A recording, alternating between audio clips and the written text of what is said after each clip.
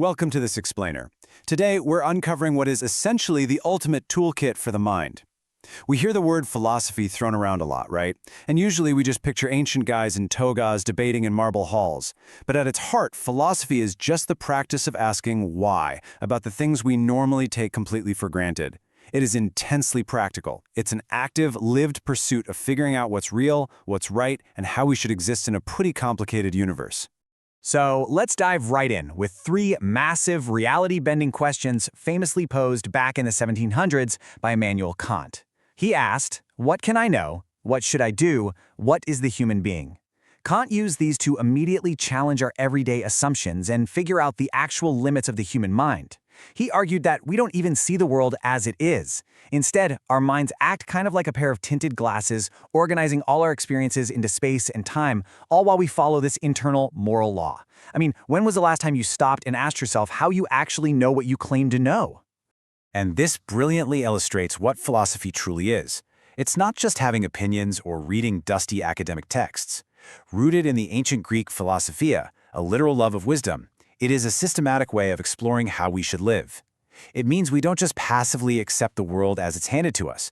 We critically reflect on existence, values, and language. It's basically a workout for your brain. Now, to navigate this incredibly vast landscape, we're going to follow a quick 5-step roadmap. 1. The love of wisdom. 2. 4 branches of philosophy. 3. The search for truth. 4. Global traditions. And 5. The value of philosophy. Let's jump right into Section 1, the love of wisdom, the foundation of inquiry. You've probably heard this crucial point captured perfectly by Socrates. The unexamined life is not worth living. He deeply believed that looking inward and fighting our own self-deceptive prejudices is what makes human existence worthwhile. He wasn't just trying to sound profound, he was offering a stark warning. If we just float through our days on autopilot, accepting common sense without question, we aren't fully experiencing our own lives. Philosophy is the tool that wakes us up. Moving on to Section 2, 4 branches of philosophy, the map of the mind. What's really cool is how this overwhelmingly abstract subject cleanly breaks down into 4 functional domains. Think of epistemology as our radar. How do we actually acquire knowledge? Then there's ethics, our moral compass, looking into right conduct. Logic is the engine, ensuring our reasoning is sound and helping us spot terrible arguments. And finally, metaphysics explores the literal fabric of reality. Honestly, whenever you're debating a tough issue with a friend, you are already operating in one of these 4 zones. All right, Section 3, the search for truth, escaping the cave. So ancient thinkers like Plato had a fascinating view on this. Imagine you're in a dark cave, staring at shadows on a wall, and assuming they're real objects. That is Plato's famous analogy for everyday life. He believed physical things are just imperfect shadows of perfect, eternal patterns called forms. For Plato, philosophy is the heroic journey out of that cave to find objective, unchanging truths, like the true nature of justice or beauty, that exist totally independent of our opinions. Truth becomes a sieve, filtering out the hollow shadows and delivering us from ignorance. But, as you can imagine, this pursuit is completely filled with tension. Just look at the contrast between Plato's hunt for universal objective truth or episteme against the sophist Protagoras. Protagoras argued that knowledge is subjective, famously claiming, "Man is the measure of all things." Basically, whatever you perceive to be true is true for you. But Plato pushed back hard, arguing that if truth is just perception, then knowledge logically breaks down. We need an objective standard. We actually see this massive debate continue all the way into the modern era. We pit Plato's absolute truth against Friedrich Nietzsche's perspectivism. Nietzsche challenged everything by suggesting our worldview is shaped by conflicting drives and affects, but this doesn't lead to a lazy anything-goes relativism. Instead, perspectivism demands a rigorous intellectual conscience. It forces us to collaborate, reflect on our judgments, and constantly challenge ourselves to see things from different angles. And that beautifully sets up Section 4, Global Traditions, a Worldwide Conversation. It is so important to recognize that this search for meaning is a deeply human trait across the globe. While Plato was looking up at abstract truths, thinkers like Confucius in Eastern philosophy were looking across at our relationships. Confucius taught that we only become fully human through our connections to family and community. He emphasized daily rituals or li, not stiff ceremonies, but the actual dance of social life, treating people with sincerity to create a harmonious world here and now.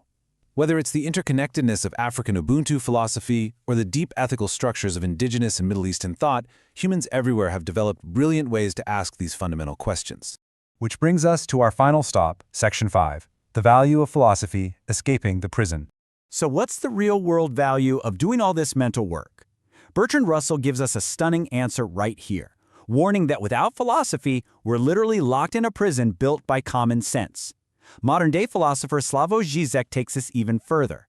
He often uses movies and jokes to show how we are trapped in ideology, these invisible fantasies that make our social reality feel natural even when it's totally unfair.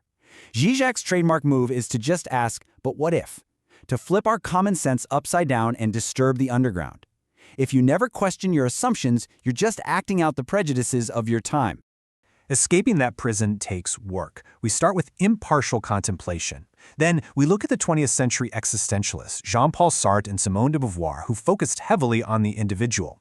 Sartre famously said, existence precedes essence, meaning we are born first and then we have to invent who we are through our choices. That radical freedom can feel like a heavy burden, a real anxiety, leading us to pretend we have no choice, which Sartre called bad faith. Beauvoir brilliantly added that our freedom is situated. We live with real constraints like gender, race, and history. She showed us that philosophy must be actively lived to help free ourselves and others. Ultimately, this brings us to the destination of philosophy. It's not about finding perfect, definite answers. It is an evolving conversation. It's about achieving a citizenship of the universe. When you expand your mind through all these inquiries, you are liberated from narrow hopes and fears, and you start seeing the familiar world in a beautifully unfamiliar way. By looking at all these perspectives, we see that whether we're searching for Plato's absolute truths, practicing Confucius's social rituals, or navigating Sartre's radical freedom, we are all doing philosophy whenever we stop to think about the life we're leading. So now that you have the map and the compass, I want to leave you with this. How will you step out of the prison of common sense and actively examine your own life today?